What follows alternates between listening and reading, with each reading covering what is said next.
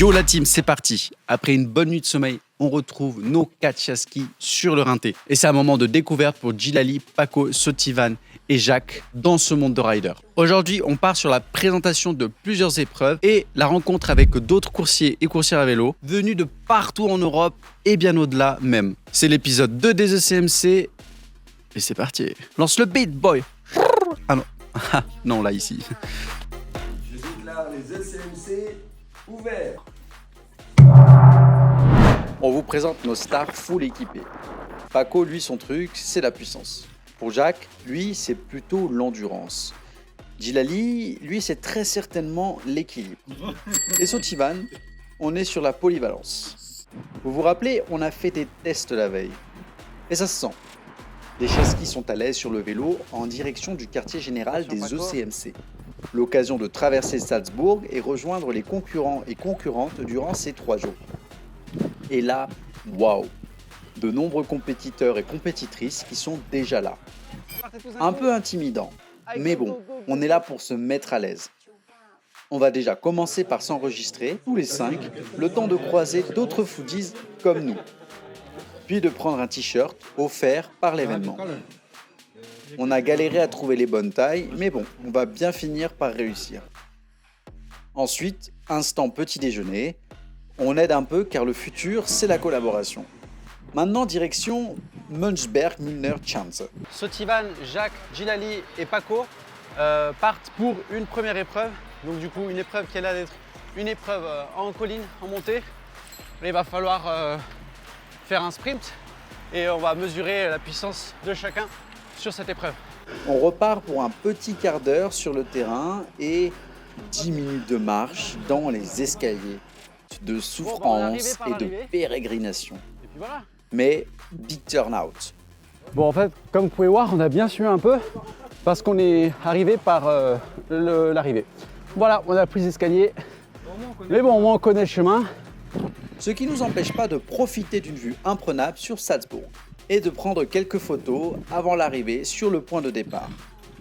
On a aussi pu croiser quelques compétiteurs qui remontaient la pente et qui nous donnaient déjà une idée de l'épreuve en cours. C'est parti les gars, la première épreuve des ECMC avec nos 4 chaskis qui se retrouvent ici. Donc on a Jacques, on a Sotivan, on a Paco et puis on a Djilali qui est juste là-bas. Voilà. Et c'est une épreuve de montée en sprint en colline. Et on va prendre la température de nos chaskis.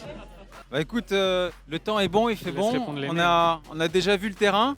on a fait toute la montée, puis la descente. Donc franchement, on connaît le terrain, on sait que c'est pas très long, 1 kilomètre à peu près. Ouais, en fait, on s'est trompé sur le GPS. En fait, on a mis l'adresse de l'arrivée. Du coup, on s'est retrouvé un peu con. Mais du coup, on a fait tout le chemin inverse, donc c'est cool. On a vu comment c'était et ça va chier. Alors oui, moi qui prône toujours la puissance dans mon style, c'est un parcours qui me convient parfaitement. Bon, vu qu'on l'a déjà fait à l'envers, on le connaît déjà par cœur et c'est un plus. Ça valait la peine de monter ces escaliers. Bien sûr, déterminé. On va essayer d'être le premier, ça va être dur, mais on va tout donner. Le passage de l'escalier est d'ailleurs toujours pas passé. Et c'est parti pour le top départ de chacun pour la première épreuve. Question. Comment s'entraîner à monter les pentes de Colonie ou aller au bureau à Pierrefleur à Lausanne? Bonne question. Eh bien, c'est en s'entraînant à faire des épreuves de montée et de colline. Et c'est ce que va faire tout de suite Djilali.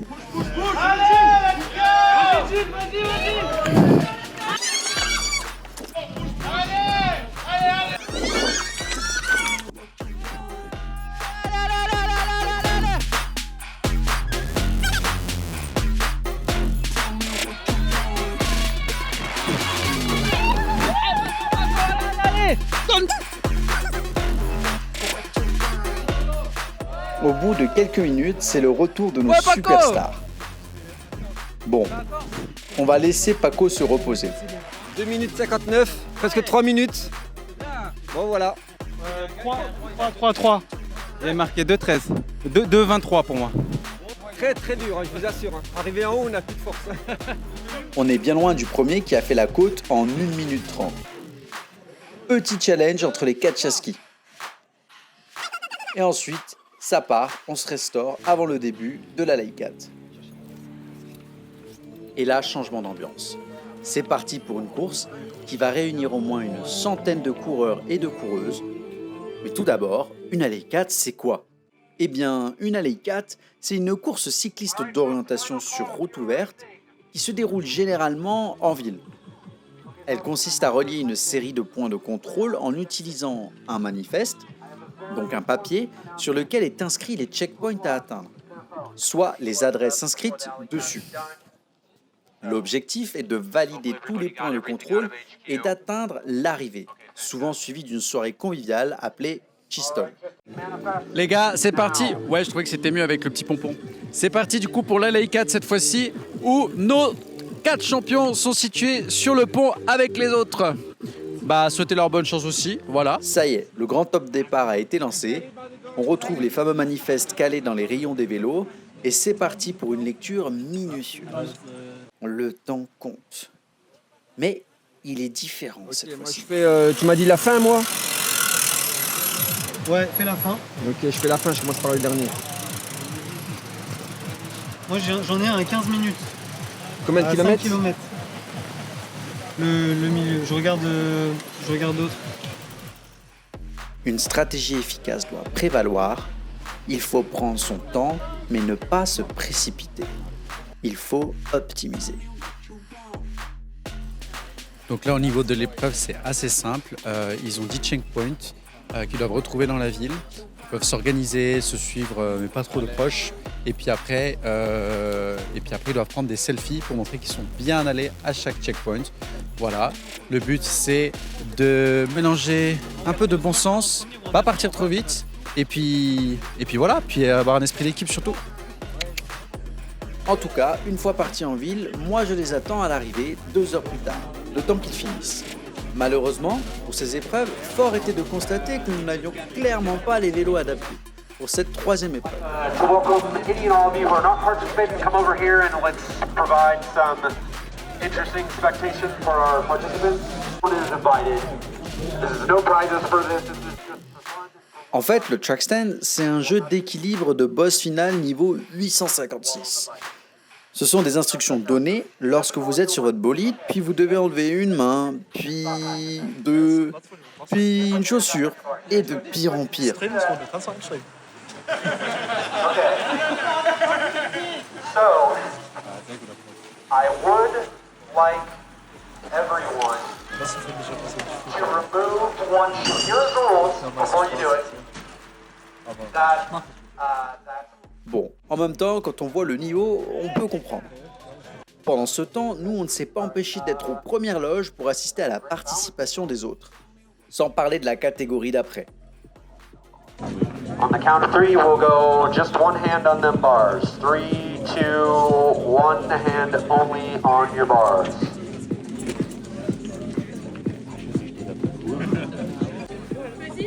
Almost there, almost got it. Tiens d'ailleurs, c'est très inspirant pour motiver une équipe chasse-kiss l'année prochaine, ça. Et on terminera la journée avec la dernière épreuve, celle du Gold Sprint. Une épreuve d'accélération sur place en duel. Sotivan et Djilali se sont fait face. Bobby, if you would, the countdown please. 3, 2, 1, go, go, go, go! Pour le coup, Djilali a devancé remarquablement Soti de quelques mètres. Giving it all for us here on the Gold Sprints, the most golden of sprints. Nearing the 3/4 mark. Par contre, pour Paco et Jack, c'était tellement serré que la salle bouillonnait. 3, 2, 1, go, go, go, go! After all that toe cage adjustment, you gotta put it all out there on the bike. Oh my goodness, this is a frightening. Keep going, you're not quite there yet. You're so close. So close. You're done. Excellent. Une super ambiance pour le premier jour qui nous annonce le deuxième dans le prochain épisode.